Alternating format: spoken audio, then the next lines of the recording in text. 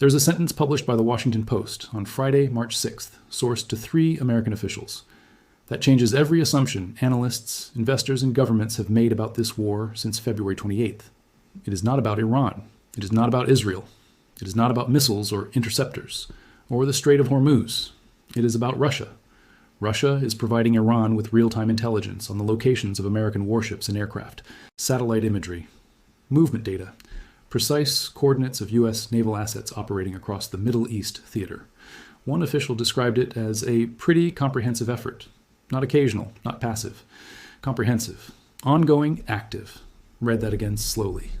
This war, which the White House called a clean, decisive operation against Iran, is now a proxy conflict between the United States and Russia. Fought with Iranian missiles on the soil and water of 6 Gulf nations, using American soldiers as targets, America is not fighting Iran. America is fighting Iran equipped with Russian eyes. And here is what that changes everything.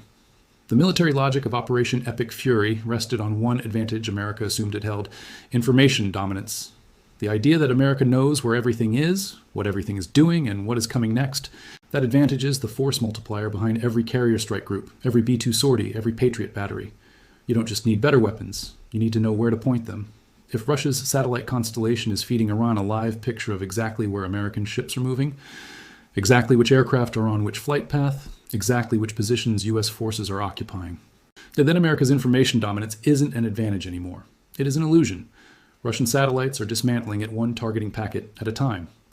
Now connect this to the question haunting every military analyst since day 2 of this war. How was Iran hitting targets it shouldn't have been able to find?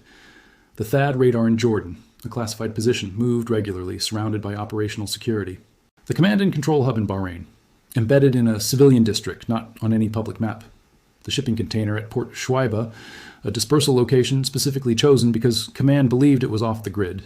Targets that should have been invisible to Iranian intelligence, hit with a precision that felt like someone had handed Tehran a map. Someone did. His name is Vladimir Putin, and on Friday, the same day the Washington Post published, he called Iranian President Pezeshkian, and according to Russian state news agency TASS, they agreed to continue contacts, the diplomatic language of an alliance that has just been publicly exposed and is not apologizing for it. Now, let's add the China dimension that the same intelligence reporting surfaced simultaneously, because it sits right next to the Russia revelation, and the American public has not yet fully absorbed what both mean. U.S. intelligence agencies have assessed that China may be preparing to provide Iran with financial assistance, spare parts, and missile components, not confirmed yet. Preparation.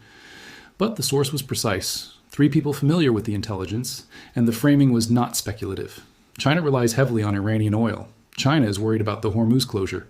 But China is also calculating that a prolonged, costly American military engagement in the Middle East accelerates every strategic objective Beijing has been pursuing for 15 years, draining interceptor stockpiles that would otherwise face China in the Pacific, fracturing the Gulf financial relationships that underpin dollar dominance, demonstrating to the global South that American security guarantees come with catastrophic collateral attached. One American official said it plainly: China is more cautious in its support. It wants the war to end because it endangers their energy supply. Translation: China wants the war to end on terms that hurt America. It is managing that outcome carefully, from a distance, with deniable financial instruments. And while Russia does the noisier work of feeding Iran targeting data, this is not a regional war anymore. This is a great power confrontation wearing a regional war's clothes. Let's talk about what Day 7 and 8 look like on the ground. Because the Pentagon is now claiming something that should make every person watching this ask a very uncomfortable question. The U.S. says Iran's ballistic missile attacks have fallen by 90% since day 1, drone attacks down 83%, B-2 bombers dropped dozens of 2,000-pound bombs on buried Iranian ballistic missile launchers. Israel claims 80% of Iran's air defense systems destroyed. 2,500 strikes with more than 6,000 weapons fired. These numbers are extraordinary, and they may even be true. But here's the question those numbers do not answer. If Iran's launch capacity is genuinely down 90%, why did the IRGC announce its 23rd wave of strikes on Day 7?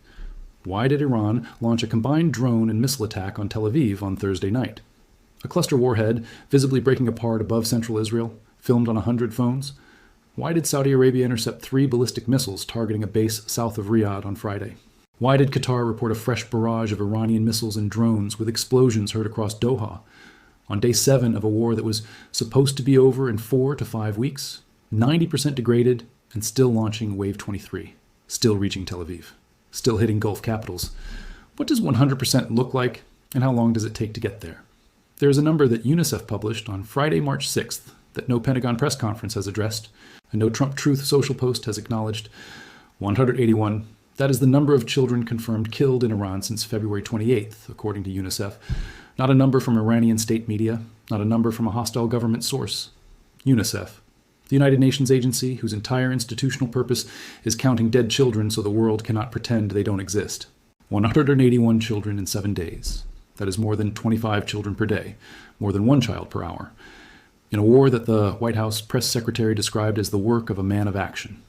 And here is where the human cost intersects with the strategic calculation in a way that the Pentagon's targeting briefings are not built to process. A crowd of thousands gathered in Tehran on Friday for prayers and rallied against the American bombing campaign. These are not IRGC hardliners mobilized by state coercion, though some surely were. These are ordinary Iranians, people who in January 2026 were protesting their own government in the streets, people who in February were watching their foreign minister say a historic agreement was within reach, people who in late February heard Trump say he would decide who their next supreme leader would be. There is a sentence from Iran's foreign minister Araghchi, published Friday, that captures what 181 dead children and 7 days of bombing has done to the diplomatic landscape. He said Trump betrayed diplomacy.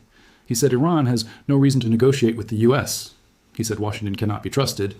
2 days earlier, CNN reported that Iranian intelligence had sent a back-channel signal suggesting possible openness to talks. Trump publicly confirmed Iran had sought to make a deal.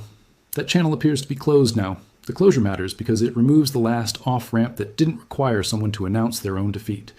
Without back channels, wars end with unconditional surrender. Exactly what Trump posted on Truth Social on Friday. No deal with Iran except unconditional surrender.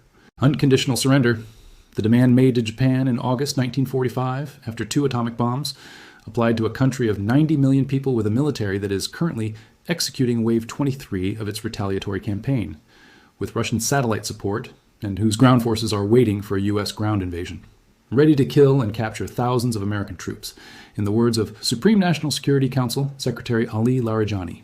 These two things cannot both be true simultaneously. Either Iran is on the verge of collapse and unconditional surrender is realistic, or Iran is executing Wave 23 with Russian support, and unconditional surrender is a fantasy that is buying time for the interceptor stockpile to collapse. Every person in a position of real military authority, not the press conference authority, the operational authority, knows which one of these is true. Let's talk about the cost, because the Center for Strategic and International Studies published its estimate on Thursday. It is a number that the American public has not yet been asked to sit with.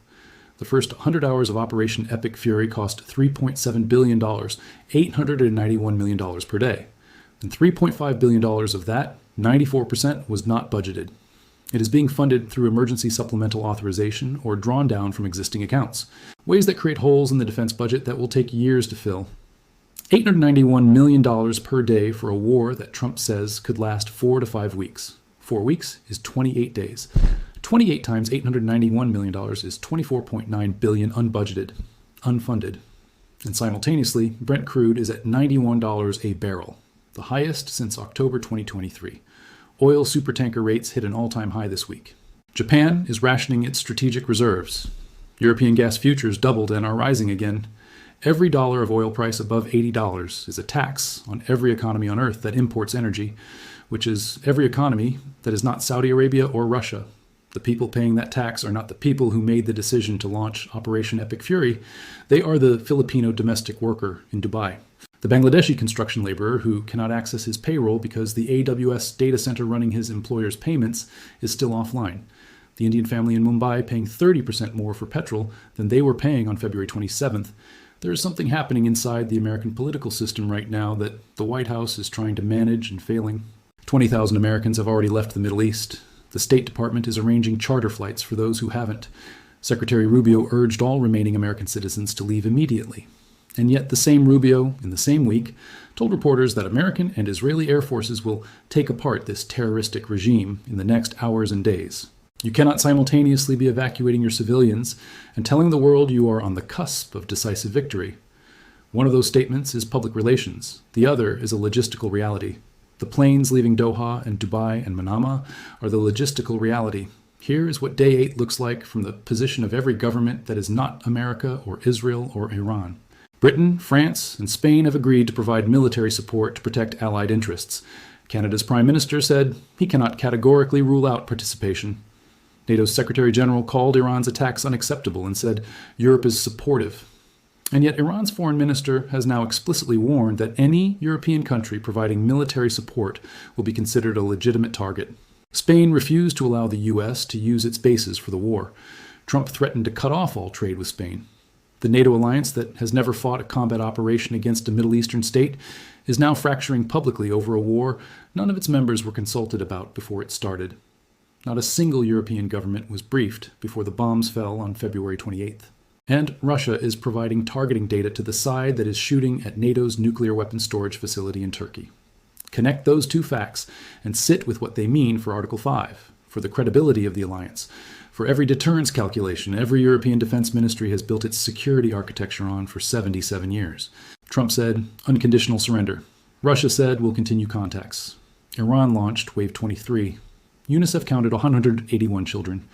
CSIS invoiced $891 million per day. The interceptors keep depleting. The tankers stay anchored. The back channel went dark.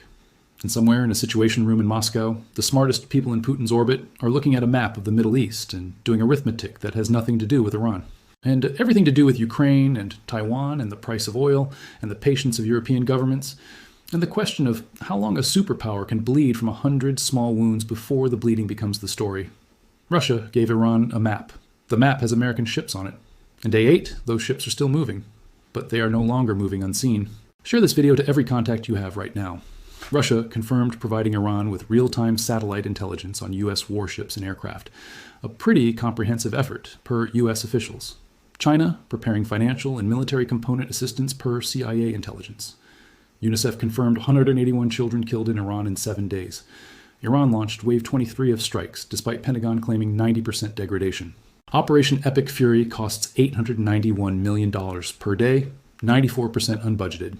Brent crude at $91, $20,000 Americans evacuated.